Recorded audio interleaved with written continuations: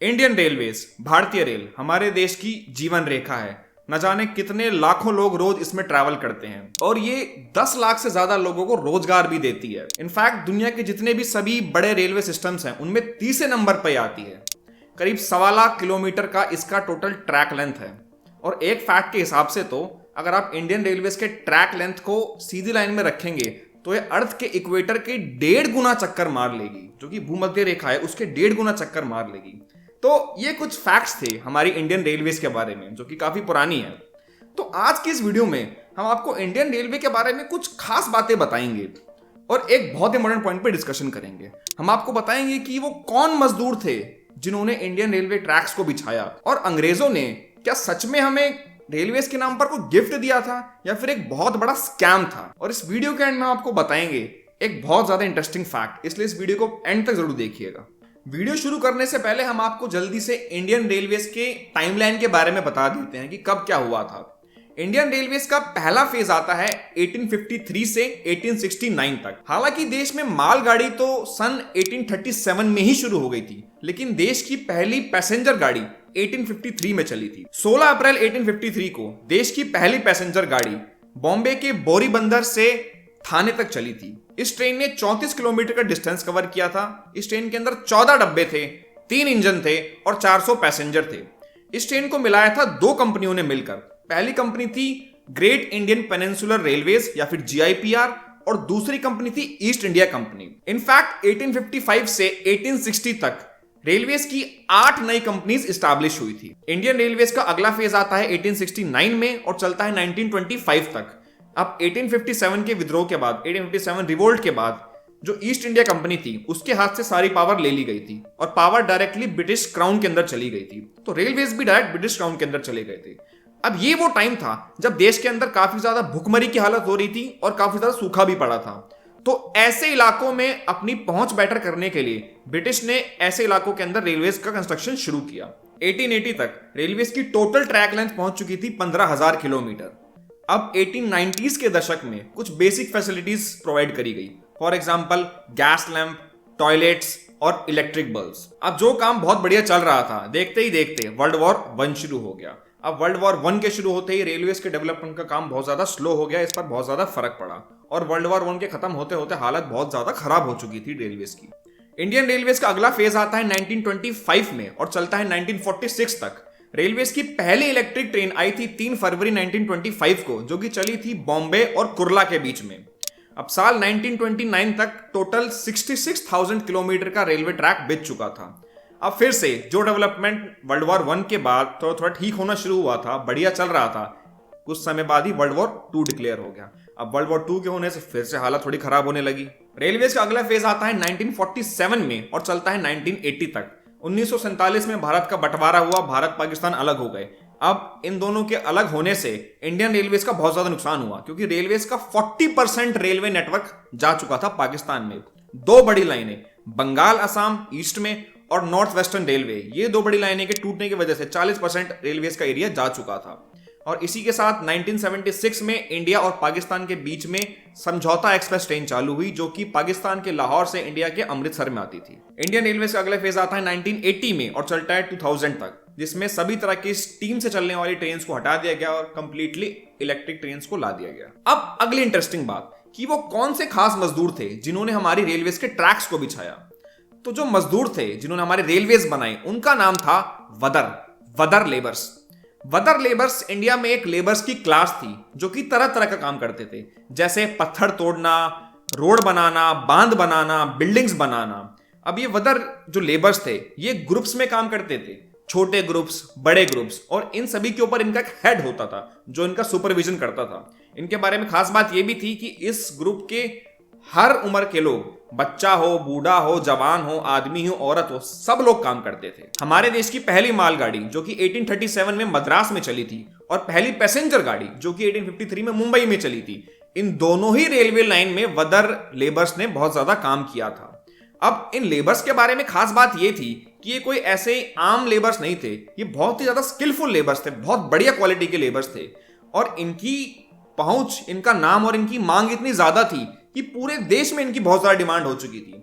इन्हें एक जगह से दूसरी जगह बुलाया जाता था स्पेशल काम करने के लिए। इसलिए हर समय इन वदर लेबर्स की फैमिली माइग्रेट ही करती रहती थी इंडिया में एक जगह से दूसरी जगह तक। इनके बारे में एक बात और ये थी कि ये लोग बहुत ही कम पैसे में पूरी मेहनत से काम करते थे और चर्चे तो इनके काम के थे ही। इस वजह से अंग्रेजों ने इनका खूब फायदा उठाया क्योंकि कम पैसे में ज्यादा काम मिल रहा था, तो किसको नहीं चाहिए। अब हमारे फाइनल और मेन एनालिसिस की बात करते हैं कि इंडियन रेलवे सच में ब्रिटिशर्स हमारे लिए छोड़ के गए थे या फिर ये असल में एक स्कैम था जिसकी मदद से अंग्रेजों ने हमें लूटा। तो सबसे पहले तो हमारे देश में कहावत है कि अंग्रेज चले गए, रेलवे छोड़ गए, हमें गिफ्ट देके चले गए। तो और कुछ लोग ये भी कहते हैं कि भाई अगर अंग्रेज नहीं होते इंडिया में कभी रेलवेज ही नहीं आ पाती। यार ऐसे कैसे पॉसिबल है? अगर अंग्रेज नहीं होते चलो ठीक है, उस टाइम रेलवेज नहीं आती, 10 साल बाद आती, 20 साल बाद आती, 50 साल बाद तो आती, कभी तो आती ही। तो ये ऐसा कुछ नहीं था कि हम लोग कर नहीं सकते थे। दूसरी बात, बहुत से लोगों को ये लगता है कि अंग्रेजों ने हम पर एहसान कर दिया ये गिफ्ट देकर, रेलवेज का गिफ्ट देकर। तो आप लोग एक बात सोचिए, अंग्रेज हम पर राज कर रहे थे, हम उनके गुलाम थे, तो वो जो भी काम कर रहे थे उनमें से ऐसा कुछ नहीं था कि जो हमारे फायदे का हो।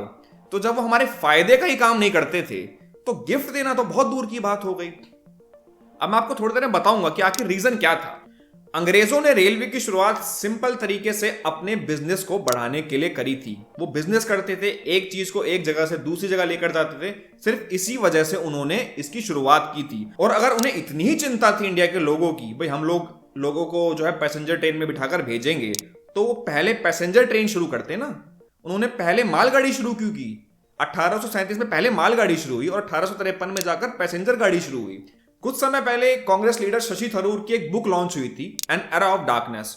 उस किताब में उन्होंने कुछ ऐसे रेफरेंसेस दिए इंडियन रेलवेज के बारे में जो कि बहुत ही शॉकिंग थे। उसमें ऐसा लिखा था कि 1943 में गवर्नर जनरल लॉर्ड हार्डिंग ने यह बात बोली थी कि अगर ब्रिटिश इंडिया के अंदर रेलवे शुरू कर देती है तो उन्हें कॉमर्स, गवर्नमेंट और मिलिट्री कंट्रोल बेटर करने का मौका मिल जाएगा। यानी सिंपल शब्दों में उन्हें बिजनेस करने में फायदा होगा, उन्हें जो है सरकार चलाने में फायदा होगा और कंट्री को मिलिट्री से कंट्रोल करने में फायदा होगा।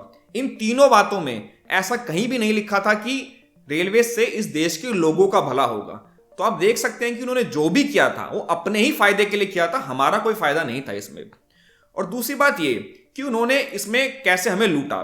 अब ब्रिटिशर्स जो थे उन्होंने रेलवेज के अंदर बहुत अच्छा खासा अपना पैसा इन्वेस्ट करा रेलवेज को बनाने के लिए। इन्वेस्ट करने के बाद जो सरकार ने उन्हें रिटर्न दिया वो बहुत ज्यादा था, और रिटर्न जो था, मुनाफा था, कोई अपनी जेब से नहीं दिया था, ये मुनाफा हमारे इंडियन टैक्स पेयर्स के पैसे में से दिया गया था। इस तरह लूटा था। और चलो रेलवेज बन भी गई, बहुत अच्छी बात है, लोगों का फायदा होगा। इसमें भेदभाव बहुत ज्यादा था। अंग्रेज जो है अपना मस्त फर्स्ट क्लास कंपार्टमेंट में बैठ के जाते थे और इंडियंस को थर्ड क्लास कंपार्टमेंट में पटक देते थे, जहां पर फैसिलिटीज के नाम पर कुछ भी नहीं होता था, बैठने की सीट भी ढंग की नहीं होती थी।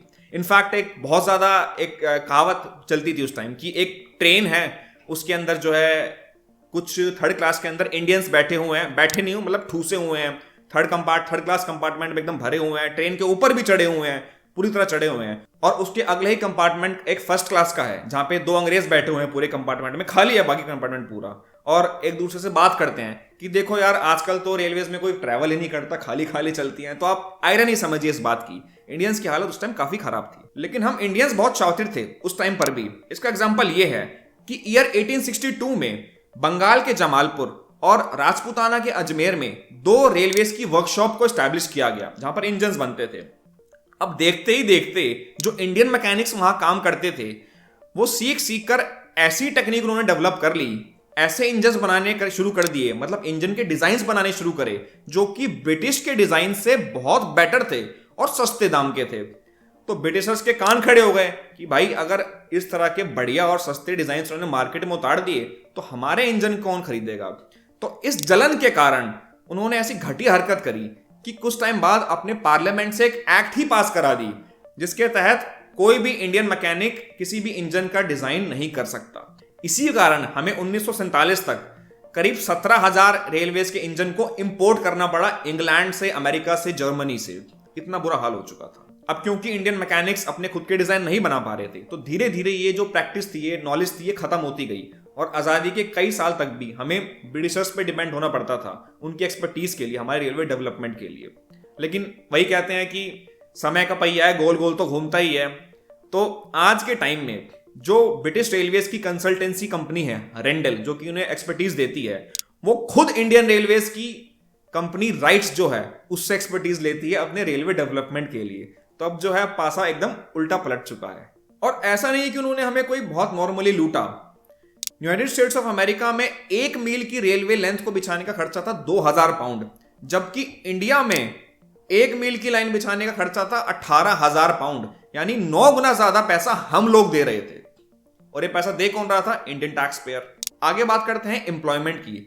अब रेलवेज तो बना दी, लेकिन ऐसा नहीं है कि हमारे देश में बना दी तो हमें ही वो रोजगार दे रहे हैं। नहीं, उन्हें लगता था कि ये तो बहुत एक्सपर्टीज का काम है और इंडियंस के बस की नहीं है कि अब रेलवे के कर्मचारी बने इसमें काम करें। ना ना ना, ऐसा नहीं था। इसलिए रेलवे के डायरेक्टर से लेकर सिग्नल मैन तक सभी अंग्रेज थे, उन्हें और किसी पे भरोसा ही नहीं था।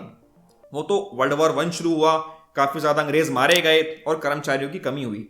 तब उन्होंने सोचा कि अब हम तो कम हो रहे हैं, तो ऐसा करते हैं सेकंड बेस्ट को ढूंढते हैं। तब जाकर ये एंग्लो इंडियन का कंसेप्ट आया। उन्होंने एंग्लो इंडियंस को रेलवेज में जॉब देनी शुरू की।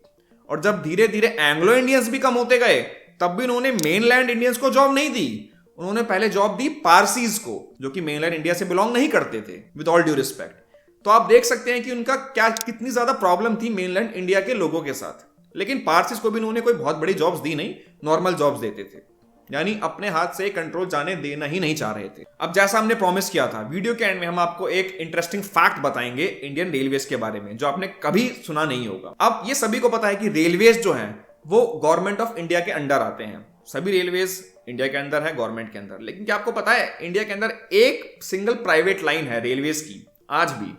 ये प्राइवेट लाइन का नाम है शकुंतला एक्सप्रेस, जो कि महाराष्ट्र में है। ये रेलवे लाइन चलती है महाराष्ट्र के यवतमाल और मूर्तिजापुर के बीच में।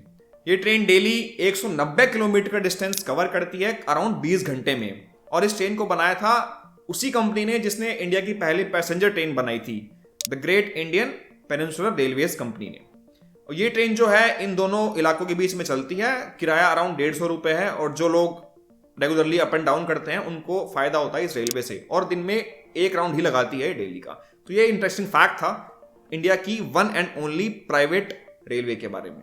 तो आज की इस वीडियो में हमने आपको बताया इंडियन रेलवेज के एक छोटे से इतिहास के बारे में, उन लेबर्स के बारे में जिन्होंने हमारी रेलवे लाइंस को बिछाया था, अंग्रेजों ने आखिर रेलवेज क्यों डेवलप की थी और किस तरह उन्होंने हमारे साथ एक स्कैम किया था, हमें बुरी तरह लूटा था। और फाइनली हमने आपको बताया एक इंटरेस्टिंग फैक्ट। तो आज की वीडियो के लिए इतना ही। आपको वीडियो पसंद आई तो इसे लाइक करें, शेयर करें और चैनल को जरूर सब्सक्राइब करें। अब मिलते हैं हम आपसे अपनी अगली वीडियो में। जय हिंद।